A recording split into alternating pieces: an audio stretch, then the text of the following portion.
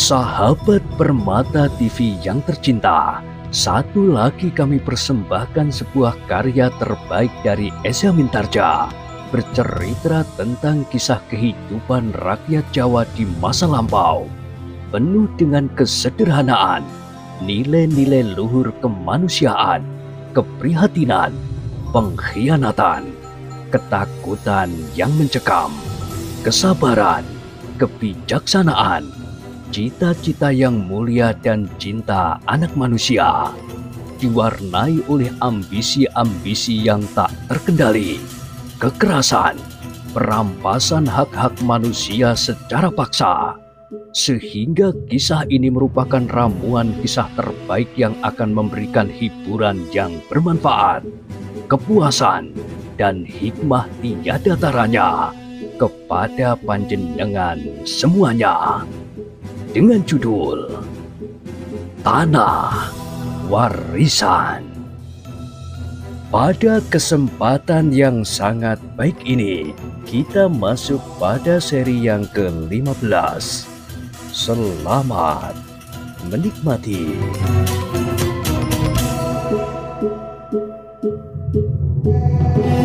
Di akhir kisah sebelumnya disebutkan, Ki Jogoboyo tidak menjawab, tetapi wajahnya menjadi tegang. Ia menjadi kecewa, seperti setiap kali ia mempercakapkan masalah itu.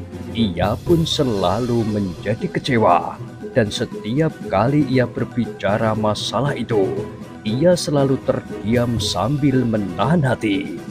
Ki Demang kurang mempunyai keberanian menjajaki kekuatannya. Meskipun Ki Jogoboyo dapat juga mengerti bahwa Ki Demang ingin berbuat dengan sangat hati-hati. Yang terdengar kemudian adalah kata-kata Ki Demang kepada Ayah Ratri. "Pulanglah, kita akan memperhatikan nasib gadis-gadis kita. Kita akan menemukan cara yang sebaik-baiknya tanpa mengorbankan seluruh kademangan kita ini." "Terima kasih," jawab Ayah Ratri. "Setiap ada persoalan tentang anak-anakku, aku akan menyerahkannya kepada Ki Demang dan orang-orang lain yang seharusnya memang bertanggung jawab." Ki Demang tersenyum sambil berkata, "Jangan takut." Ayah Ratri pun kemudian meninggalkan Kademangan dengan hati yang agak lapang. Disampaikannya semua pembicaraannya kepada istri dan anaknya, sehingga keduanya pun menjadi agak tenang. Ditambah-tambahinya keterangan Ki Demang, Ki Jogoboyo, dan Temunggung agar anak dan istrinya tidak selalu diburu oleh keraguan-raguan dan kecemasan.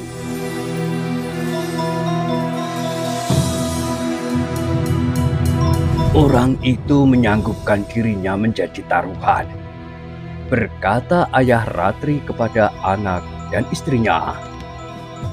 "Kalau Wondogeni masih akan mengulangi perbuatannya, ia akan menyampaikannya kepada Panembahan Sekar Jagad.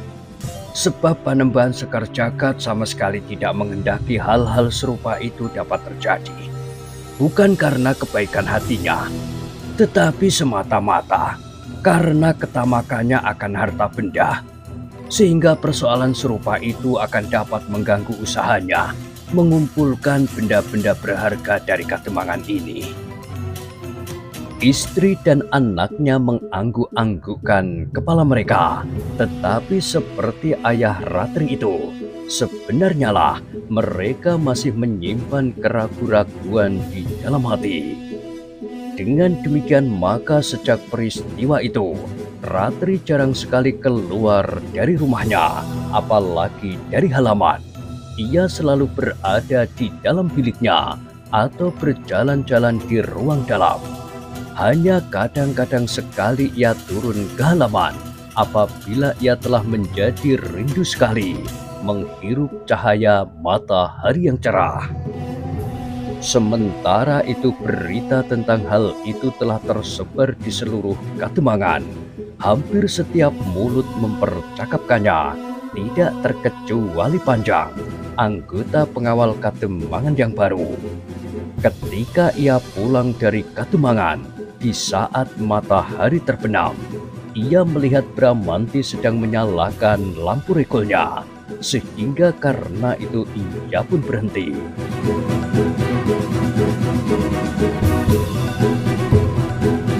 "Hei," sapanya, "lampumu terlampau kecil."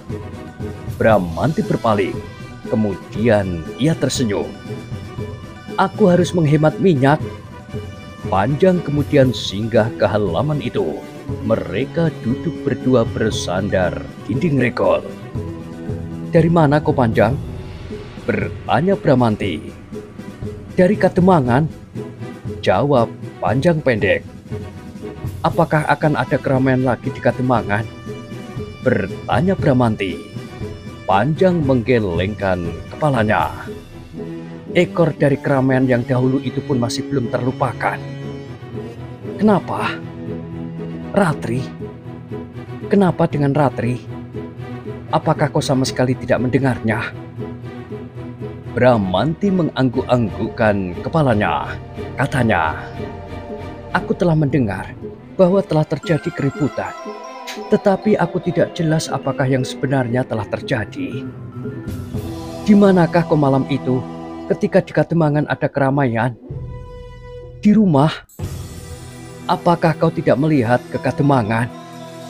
"Iya, aku melihat, tetapi aku pulang sebelum keramaian itu selesai." "Kenapa?" "Aku terlampau lelah." Panjang mengangguk-anggukkan kepalanya. Ditatapnya wajah Bramanti seakan-akan ia sedang mencari sesuatu di antara hitam matanya.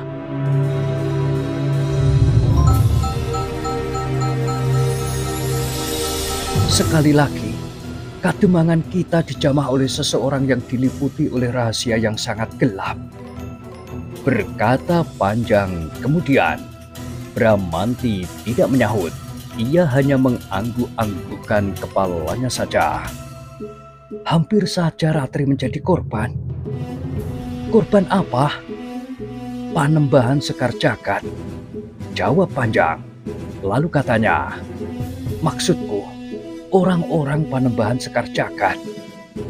Bramanti mengangguk-anggukkan kepalanya. "Kenapa kau tidak terkejut atau menjadi heran atau dengan serta-merta memberikan tanggapan?" Bramanti tergagap, namun ia kemudian menjawab, "Aku menunggu kau selesai berbicara." Panjang menarik nafas. Katanya, "Baiklah, aku teruskan. Saat itu Ratri berjalan bersama dua kawannya, diantar oleh Temunggul dan seorang kawan. Tetapi mereka tidak dapat melawan Wondogeni dan 3 orang kawannya. Bukan mengalahkannya yang penting bagi Temunggul," sahut Bramanti. "Tetapi keberaniannya untuk melawan, itulah yang seharusnya dilakukan sejak semula. Kalau Temunggul dan para pengawal Kademangan ini berani berbuat demikian, aku kira Panembahan Sekar Jagad harus berpikir untuk kesekian kalinya apabila ia masih akan meneruskan perampokan yang selalu dilakukan itu." Panjang mengangguk-anggukkan kepalanya. Katanya, "Temunggul memang sudah melakukannya. Agaknya ia merasa bahwa waktunya memang sudah tiba untuk melakukan perlawanan.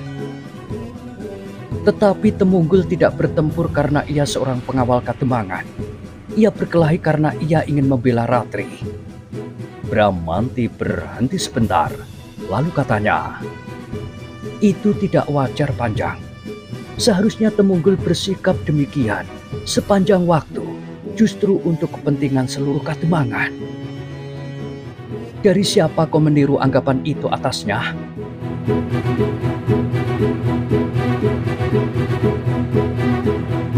Sekali lagi Bramanti tergagap dan ia mendengar Panjang berkata seterusnya, "Aku mendengar dari pengawal yang mengawani Temunggul saat itu, bahwa kemudian hadir seseorang yang diliputi oleh rahasia itu dan mengatakan tentang Temunggul seperti yang kau katakan."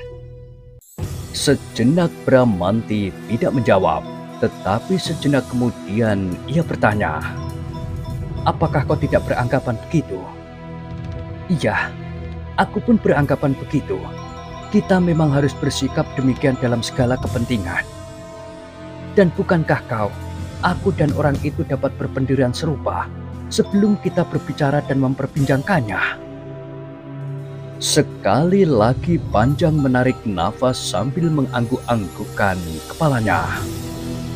Tetapi, katanya kemudian, orang aneh itu pun sangat menarik perhatian. Orang itu menyebut dirinya bernama Putut Sabuk Tampar, utusan Resi Panji Sekar. Apakah Temunggul tidak dapat mengenal orang itu apabila suatu kali ia bertemu lagi? Panjang menggelengkan kepalanya. Orang itu sengaja menyembunyikan pribadinya. Suaranya pun dibuat-buatnya sehingga melengking-lengking tidak karuan. Sikapnya dan tata gerak di saat-saat ia bertempur sama sekali tidak dapat dikenal. Semuanya serba berlebih-lebihan dan bahkan mirip dengan seseorang yang sedang bermain-main. Aneh, gumam Bramanti. Apakah pamrihnya sehingga orang itu tidak mau menyatakan dirinya? Kami tidak tahu, Temunggul tidak tahu, dan Ratri juga tidak tahu. Panjang berhenti sebentar, lalu katanya, tetapi menurut dugaanku, orang itu agaknya orang yang telah menolong aku itu pula. Ketika kau melakukan pendadaran dengan berkelahi melawan harimau itu. Iya, apakah hubungannya? Keduanya datang dengan tiba-tiba pada saat yang diperlukan, dan keduanya menghilang dengan tiba-tiba pula. Keduanya tidak mau memperkenalkan dirinya, dan keduanya adalah orang-orang yang pilih tanding, yang tidak akan kita temui di kademangan kita ini. Bramanti mengangguk-anggukkan kepalanya. Mungkin, memang mungkin. Desisnya, mungkin orang itu benar-benar orang Resi Panji Sekar. Mungkin, gumam Panjang, memang mungkin.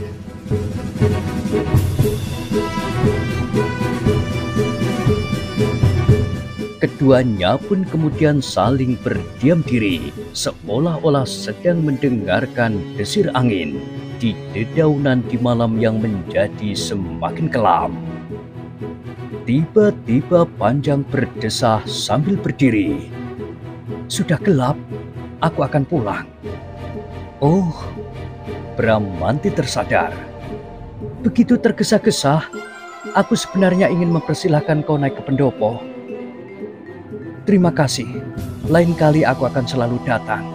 Aku merasakan sesuatu yang aneh di halaman rumah ini. Apakah yang aneh itu? Aku tidak tahu, tetapi seolah-olah di lingkungan dinding halaman ini pun tersembunyi suatu rahasia. Rahasia yang tidak mudah ditebak. Bramanti mengerutkan keningnya, namun kemudian ia tersenyum. Kau bergurau? Aku bersungguh-sungguh. Mungkin kau terlampau terpengaruh oleh kehidupan kita di masa kanak-kanak. Rumah ini kini sudah berubah sama sekali, sehingga seolah-olah di dalamnya tersimpan suatu rahasia yang gelap. Tetapi sebenarnya itu sama sekali bukan rahasia, justru kenyataan yang terhampar siang dan malam. Panjang menarik nafas dalam-dalam. Selamat malam Bramanti. Apakah nanti malam kau tidak akan keluar halaman rumah ini? Bramanti menggelengkan kepalanya. Tidak Panjang, aku lebih senang tidur di rumah. Bukankah katamu kau tidur di kandang? Iya, aku memang tidur di kandang. Tidak terlampau panas, tetapi juga tidak terlampau dingin. Panjang mengangguk-anggukkan kepalanya. Satu-satu ia melangkahkan kakinya melangkahi teludak regol halaman. Di luar regol, ia berhenti sejenak sambil berpaling. Tetapi tawanan yang didapat malam itu kini sudah dilepaskan.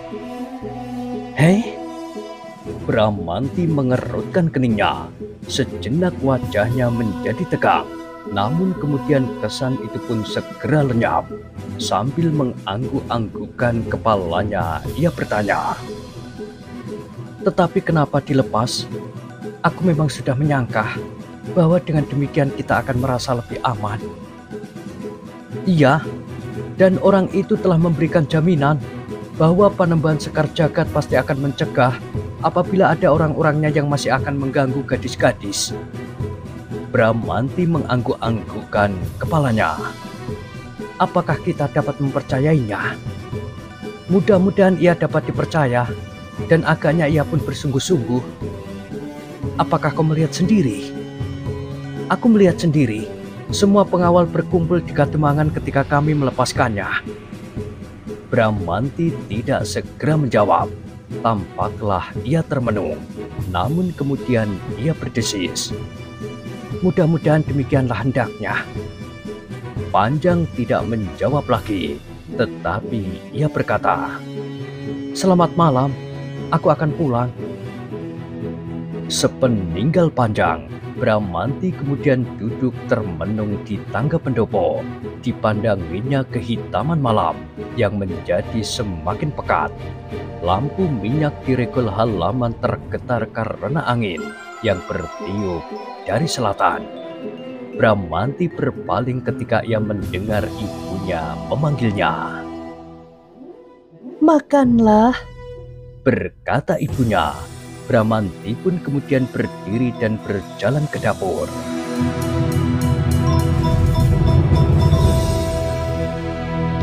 Meskipun kemudian tangan Bramanti memegang mangkuk tanah yang berisi nasi, namun hatinya menjalar ke dunia angan-angannya yang tidak bertepi. Dunia yang dapat menampung segala macam kejadian dan peristiwa. Tanpa disadarinya, Bramanti telah membayangkan kemungkinan yang dapat terjadi apabila Ratri tidak tertolong saat itu. Ia dapat menduga apa saja yang akan dilakukan oleh Wontogeni, dan tiba-tiba saja ia berdesah di dalam hatinya. Kasihan Ratri, ternyata Temunggul tidak mampu melindunginya. Bramanti yang mula-mula sama sekali tidak menaruh perhatian atas Ratri, justru lambat laun ia mulai membayangkannya. Ia mulai mereka-reka wajah gadis itu di dalam angan-angannya. Namun setiap kali ia menghentakkannya sambil bergumam kepada diri sendiri, "Aku agaknya akan mencari persoalan." Tetapi wajah Ratri semakin membayang di rongga matanya. Setelah makan, Bramanti pun minta diri kepada ibunya untuk tidur di kandang yang kosong seperti hampir setiap malam dilakukannya. Namun agaknya malam terasa terlampau panas, sehingga hampir di tengah malam, Bramanti keluar dari dalam kandang. Setelah mengamati keadaan sekitarnya, maka ia pun kemudian melangkah perlahan-lahan mengitari rumahnya. Namun agaknya ia menjadi jemu, sehingga dengan demikian, maka ia pun berjalan keluar regol halaman.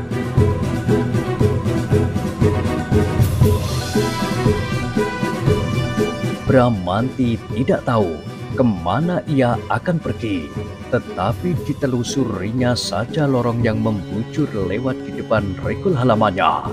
Selangkah demi selangkah, semakin lama semakin jauh. Ketika ayam jantan mulai berkokok di tengah malam, Bramanti tersadar bahwa ia telah berada di depan rumah Ratri. Bramanti menarik nafas dalam-dalam. Siang hari tidak akan berani ia berdiri di depan rumah itu. Kalau Temunggul melihatnya, maka hal itu pasti akan menjadi persoalan yang berlarut-larut. Namun sejenak kemudian tiba-tiba Bramanti itu melenting dan bersembunyi di balik dinding halaman rumah Ratri itu. Ia mendengar langkah yang semakin lama menjadi semakin dekat. Bramanti menarik keningnya. Di dalam keremangan cahaya lampu regol halaman itu ia melihat dua orang berhenti di regol itu. Ternyata mereka adalah Temunggul dan ayah Ratri. Dada Bramanti menjadi berdebar-debar karenanya, dan sejenak kemudian ia mendengar ayah Ratri berkata, "Terima kasih, Ngger. kau sudah mau bersusah payah mengantarkan aku sampai ke rumah. Ah, jawab Temunggul. Itu termasuk tugasku, Paman. Ya, tugasmu adalah tugas yang sangat berat. Ayah Ratri berhenti sejenak. Kemudian katanya,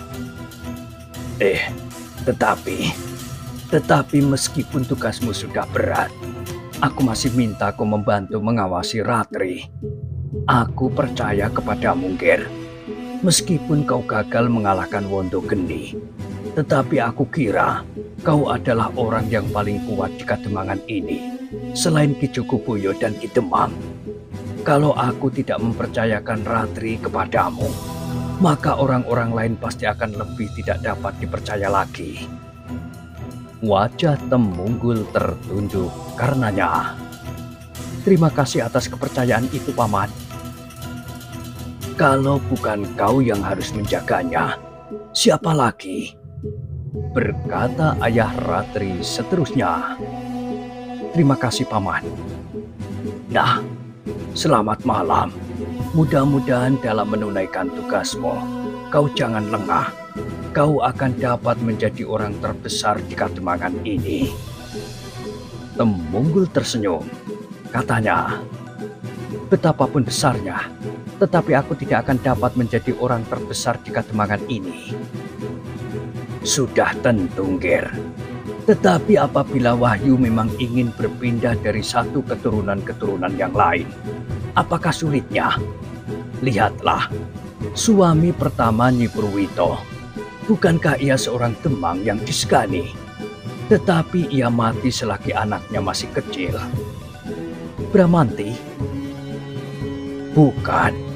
Anak suaminya yang pertama bernama Panggiring. Oh ya, Panggiring. Ayah Panggiring adalah seorang Demang. Demang dari Kademangan ini. Tetapi nasibnya tidak terlampau baik. Ia mati dan sepeninggalan istrinya kawin lagi, dan lahirlah Bramanti. Tetapi agaknya semakin besar, semakin terasa oleh Panggiring bahwa ayahnya terlampau keras dan kasar kepadanya, sehingga akhirnya ia pergi. Maka kemudian ibunya pun harus mengalami kematian suaminya untuk kedua kalinya. Bukankah kau pernah mendengarnya juga?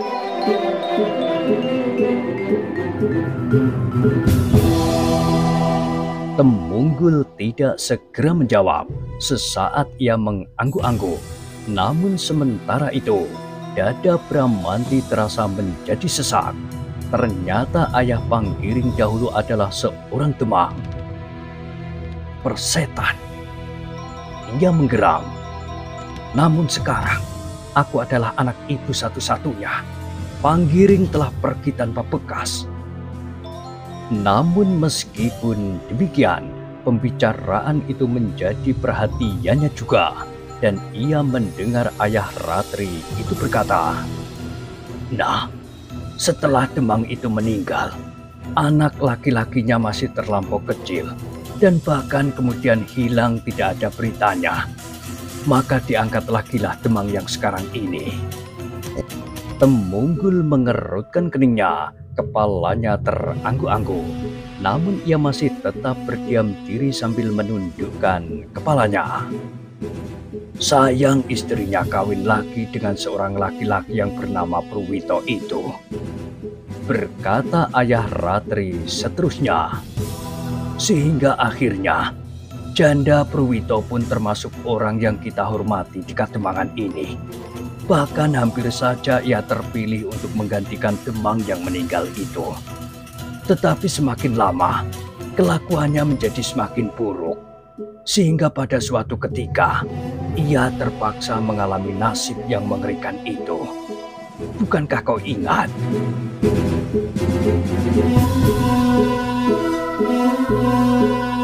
Temunggul mengangguk-anggukkan kepalanya.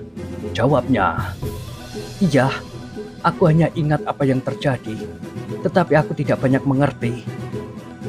Aku hanya ingin mengatakan bahwa pada suatu saat, kedudukan Demang dapat bergeser dari garis keturunan. Temunggul menarik nafas dalam-dalam. Ah, Ayah Ratri berdesah. Aku berbicara terlampau banyak. Selamat malam. Apakah kau akan singgah ke rumahku? Terima kasih, Paman. Besok aku akan datang. Kami, seisi rumah menunggu kedatanganmu dengan senang hati. Terima kasih. Aku kini minta diri. Temunggul pun kemudian melangkah perlahan-lahan meninggalkan regol halaman rumah Ratri. Ketika ia berpaling, regol itu telah tertutup kembali dan ayah Ratri pun telah hilang di telan pintu yang telah merapat itu. Kini tinggallah Bramanti merenung di balik sebatang gerumbul perdu yang rimbun. Tanpa disadarinya, ia telah dicekam oleh cerita ayah Ratri. Ayah Panggiring itu dahulu seorang demang, desisnya. Tetapi ayahku pun seorang yang berpengaruh pada mulanya, meskipun akhirnya ia seakan-akan sama sekali tidak berharga. Bramanti menarik nafas dalam-dalam. Sekali lagi ia terpukul oleh akibat kelakuan ayahnya. Namun sekali lagi ia memantapkan tekadnya. Aku harus membersihkan nama ayah dan keluargaku. Aku harus berbuat baik, sebaik-baiknya untuk Kademangan ini. Dengan demikian orang akan melupakan apa yang telah terjadi dan apa yang telah dilakukan ayah. Dan tiba-tiba Bramanti itu pun sadar bahwa kini ia berada di halaman rumah Ratri. Karena itu, maka ia pun kemudian berdiri dan dengan lincahnya meloncat dinding halaman. Dengan tergesa-gesa, ia melangkahkan kakinya pulang ke rumahnya. Tetapi ia tidak masuk ke dalam biliknya. Ia langsung pergi ke kandang dan membaringkan dirinya di atas jerami kering. Sementara itu, Temunggul pun sedang melangkahkan kakinya pulang ke rumahnya. Sekilas-kilas teringatlah olehnya cerita ayah Ratri tentang Demang Candi Sari sebelum Demang yang sekarang. Tetapi ternyata ia sudah tidak begitu ingat apa yang telah terjadi saat itu. Meskipun umurnya lebih tua sedikit dari Bramanti, tetapi ia tidak dapat mengingat dengan jelas siapakah ayah Panggiring itu dan apakah yang pernah terjadi atasnya. Ia hanya ingat bahwa Panggiring dan Bramanti adalah dua orang bersaudara seibu, tetapi tidak seayah. Ia hanya ingat bahwa ayah Ratri tidak begitu senang kepada Panggiring, sehingga anak itu kemudian pergi tanpa diketahui kemana. Apa urusanku dengan mereka-mereka? Akhirnya Temunggul menggeram. Aku sama sekali tidak berkepentingan, kecuali kalau Bramanti akan mengganggu Ratri atau membuat kisruh di Kademangan ini karena dendamnya atas kematian ayahnya. Dan Temunggul pun kemudian berusaha untuk melupakannya. Ia berjalan semakin cepat, menembus gelapnya malam lewat lorong-lorong di padukuhannya. Aku harus ketemu dengan Ratri sendiri pada suatu ketika. Ia berdesis. Agaknya aku tidak akan mengalami kesulitan dengan orang tuanya, asal Ratri sendiri tidak berkeberatan. Dengan demikian maka Temunggul pun kemudian mencoba mereka-reka apakah yang sepantasnya dikatakan kepada Ratri apabila ia mendapat kesempatan yang ditunggu-tunggunya ketika Kademangan ini mengadakan keramaian telah dirusakkan oleh Wondogeni dengan orang-orangnya.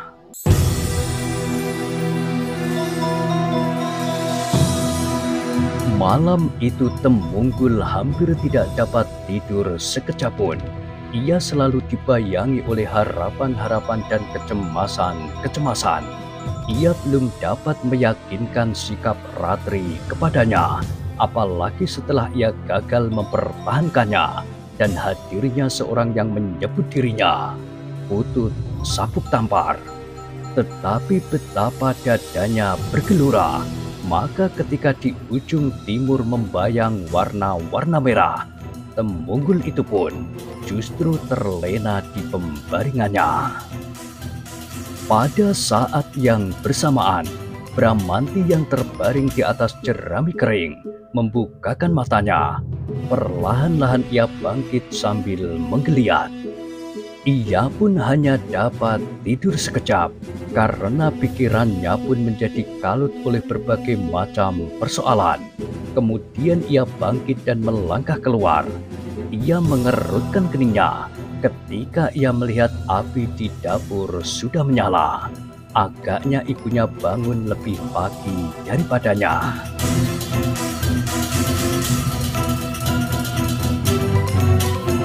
Bramanti itu pun segera pergi ke sumur untuk mengambil air, kemudian membersihkan diri dan melakukan kewajibannya, mendekatkan diri kepada Tuhannya. Seperti biasanya, maka Bramanti pun kemudian mengambil sapu lidi untuk membersihkan halaman rumahnya. Halaman yang cukup luas itu, sehingga setiap pagi ia memerlukan waktu yang cukup lama untuk melakukannya. Sejak matahari belum terbit, sampai terasa ujung panasnya menyentuh kulit. Namun hari itu Bramanti tampak agak lain dari kebiasaannya sehari-hari. Wajahnya nampak murung dan kerjanya pun agak lebih lambat.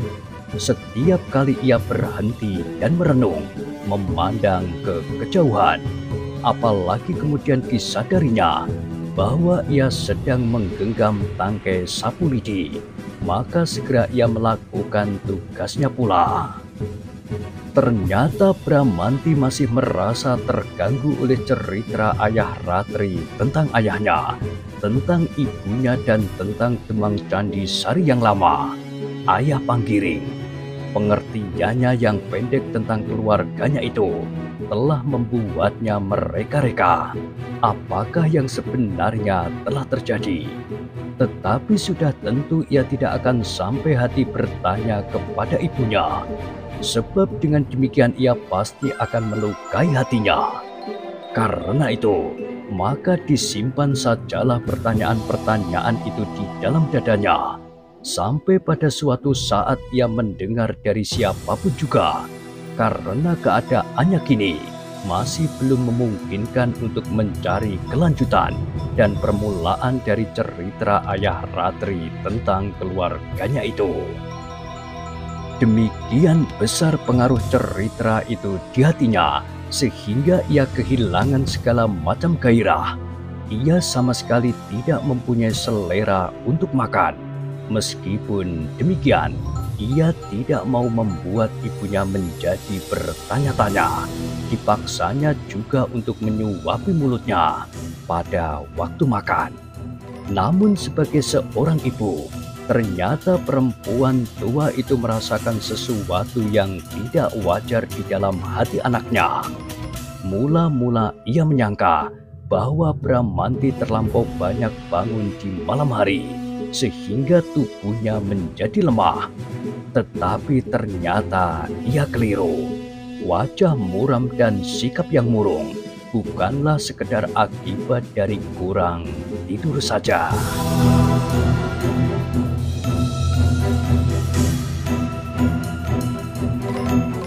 Nah, bagaimanakah kisah selanjutnya? Silakan ikuti terus kisah Tanah Warisan pada kesempatan berikutnya. Sampai jumpa.